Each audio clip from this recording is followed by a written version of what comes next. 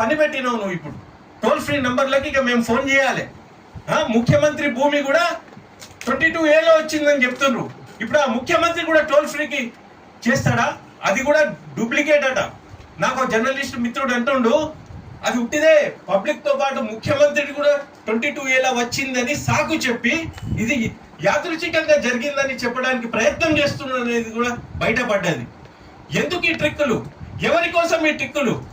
మీ దేశాల కోసమా? మేము తెలంగాణ కోసం పుట్లాడింది. తెలంగాణ వాదులైనటువంటి వాళ్ళు ఎవరైతే ప్రభుత్వంలో ఉన్నారో మొత్తం రాజీనామా చేసి వాళ్లకు నిరసన ప్రకటించండి. తెలంగాణకి ఇప్పుడు అవసరం. 12.5 ఏళ్ళు మనం సబర్ చేసినాం. ఇప్పుడు సబర్ చేసే అవసరం లేదు.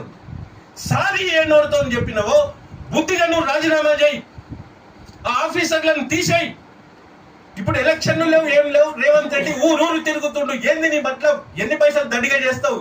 అదే మళ్ళీ కేసీఆర్ ని తిట్టుకుంటూ తప్పితే ప్రజలకు నువ్వు ఒరగబెట్టింది ఏంది? ఈ తిరుగుడు ఏంది? ఇట్లా మీరు కూడా అడగాలి. నేను ఒక్కనే కాదు. ఢిల్లీలో జరిగిన పిల్లగాళ్ళు నేర్పిర్రు మనకు రాజీనామా చేయని అకౌంటబిలిటీ అడగాలి కదా. అడిగినరా మీరు?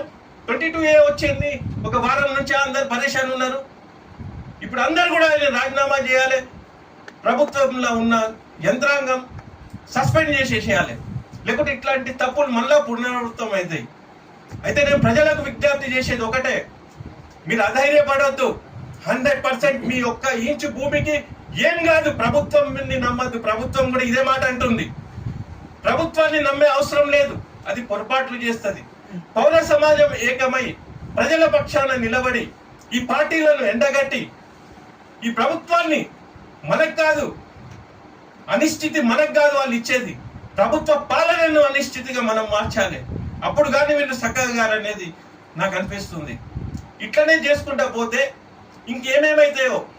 ఎవడు ఖుషిగా ఉన్నాడు, ఎవడు హ్యాపీగా నిద్రపోతున్నాడు.